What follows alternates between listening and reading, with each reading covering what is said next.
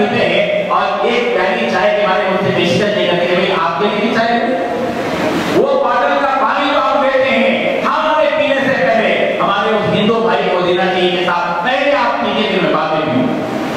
मौलाना ने जो बात बताई बसों के सिलसिले में, सीट देने के सिलसिले में, उसी का एक वाक़या में हमारा मौलाना अली अफजलुद्दीन साहब की तवज्जो चाहता हूँ, उस वाक़े की तरफ आपको तवज्जो करना चाहता हूँ। एक बहुत बेहतरीन वाक़या गुजरा है आंध्र प्रदेश का, कि ये वाक़या मुझे मौलाना वलीउल्लाह रशादी साहब ने बयान किया था। बहुत अजीब वाक़या कि छोटे से देहात के अंदर मियाँ बीवी गैर मुस्लिम थे, वो अपनी बस्ती से निकले, बीवी उसकी हामिला थी, उसकी डिलीवरी का मसला था, वो बेचारी जो अपने शौहर के साथ बस स्टैंड आई, बस खचाखच भरी हुई थी, वो बेचारी बस में सवार हुई अपने शौहर के साथ। उसकी बिरादरी के, हिंदू बिरादरी के बहुत से लोग थे जो बस में बैठे बैठे, मगर इस हामिला खातून को उन्होंने कोई जगह नहीं दी, सीट नहीं दी। एक मुसलमान साहब बैठे बैठे और वो उसके कर्म को समझ रहे थे, पढ़ रहे थे कि वो बेचारी जो है मजबूर है और हामिला है, बैठने के लिए वो बेचारी परेशान है। तो मुसलमान साहब खड़े हो गए और बेचारी को सीट पर बिठाया, तो खड़े हो गए, बस आगे चलने लगी, बीच जंगल से गुजर रही थी। कंडक्टर उसके शौहर के पास आया और शौहर से कहने लगा टिकट के पैसे मांगे। उसके शौहर ने 20 रुपए की नोट उठाकर दी।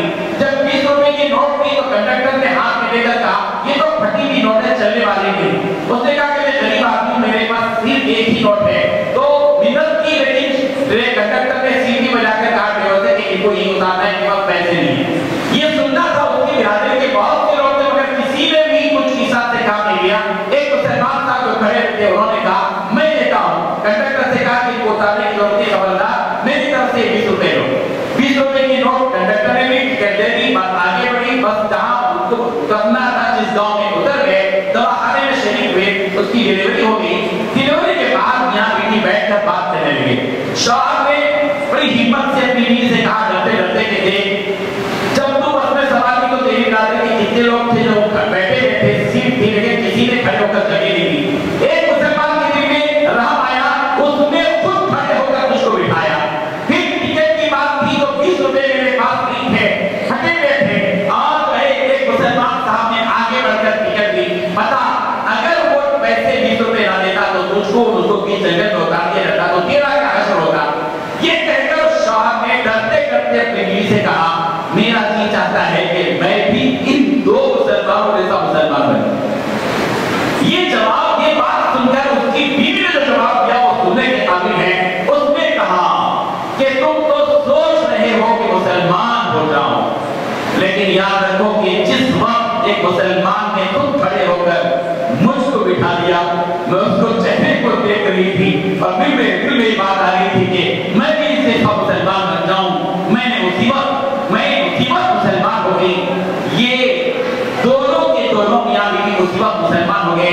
बुजुर्गों और दोस्तों, इस हिंदुस्तान की धरती में जितने गैर मुस्लिम जी रहे हैं, उनके दीनों, उनके बददीनी को दूर करके उनके अंदर ईमान की दावत खिदमत सब के लिए से हम दे सकते हैं। 20 रुपए की एक नोट, 2 घंटे की एक बस की सीट, एक खानदान को मुसलमान बना सकते।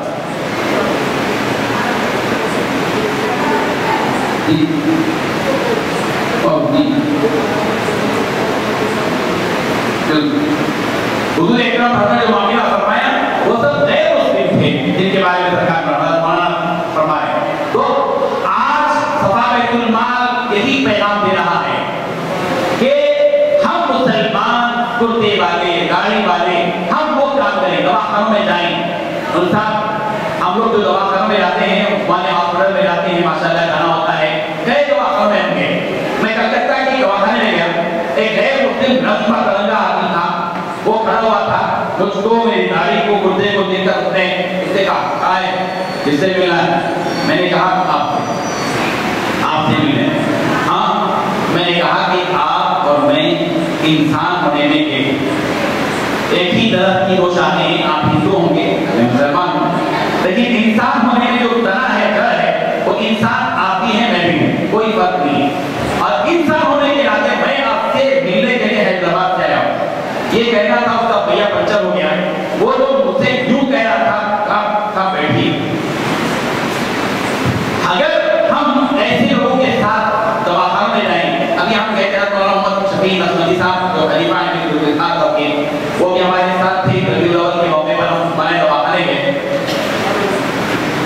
बीमारों की इयादत की, 100-150 बीमारों की इयादत की उन्होंने, बढ़कर भूखा हुई थे, फल किए, फलां किए।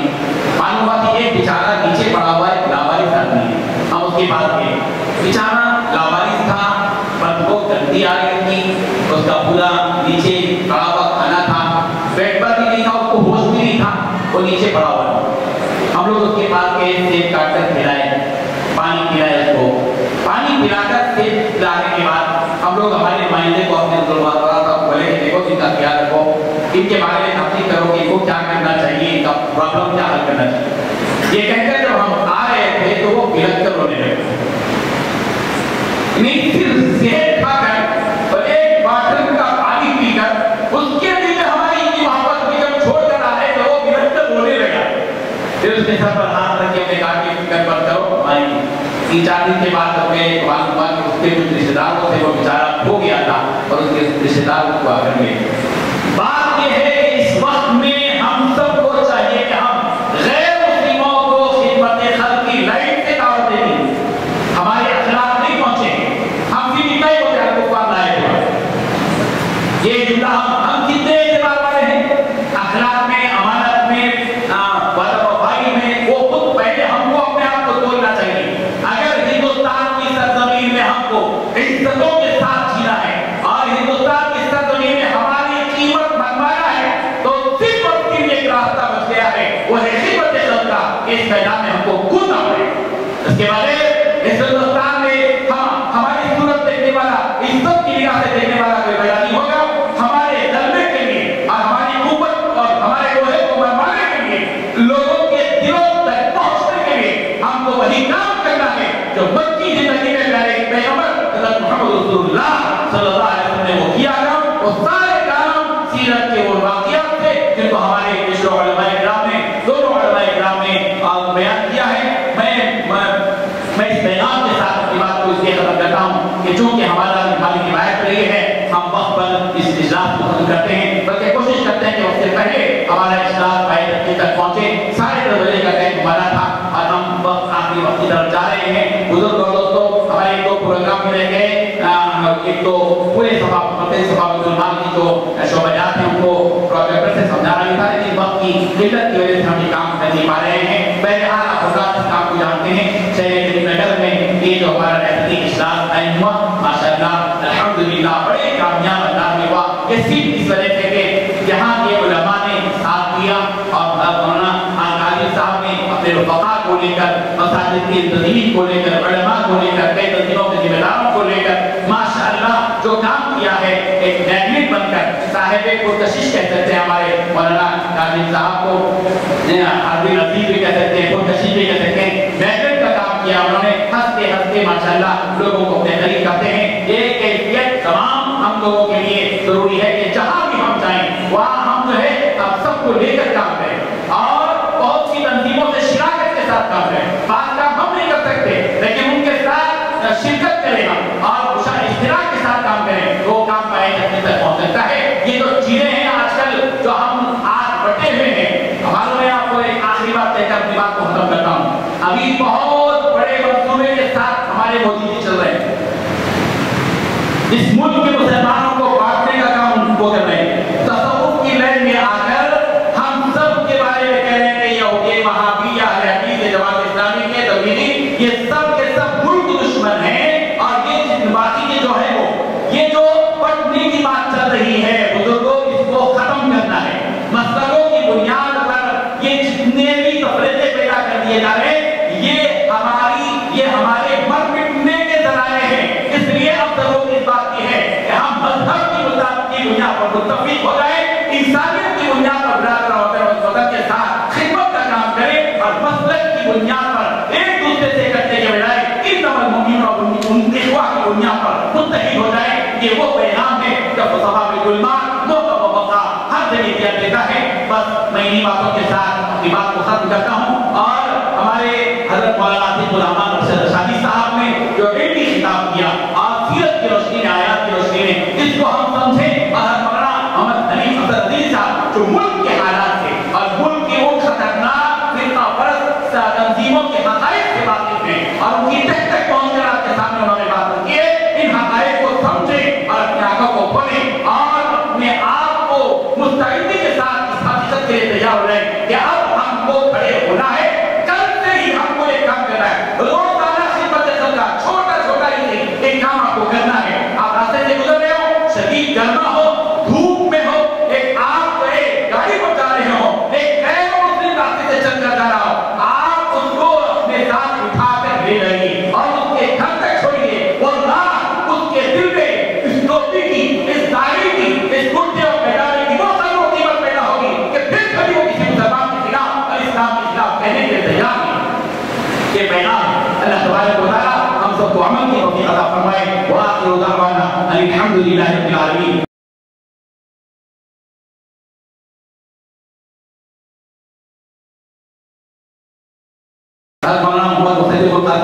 इंशाअल्लाह दो चार ऐलान करेंगे, उसके बाद मौलाना बरकतुल्लाह इंसान हम दरखास्त करते हैं कि दुआ से इस्लाह करते हैं। आखिर में हमारे मौलाना काजी साहब जो यहाँ के मुंतजिम और निगरान रहे हैं, तमाम ही ये जो उलमा मेहमान हैं और आप तमाम हैं, सबकी इनकी दावत पर आपने यहाँ पर तशरीफ लाकर इतनी देर और इतना वक्त दिया है, सबके हम मशकूर ममनून हैं। अल्लाह ताला तमाम को जज़ाए खैर अता फरमाए।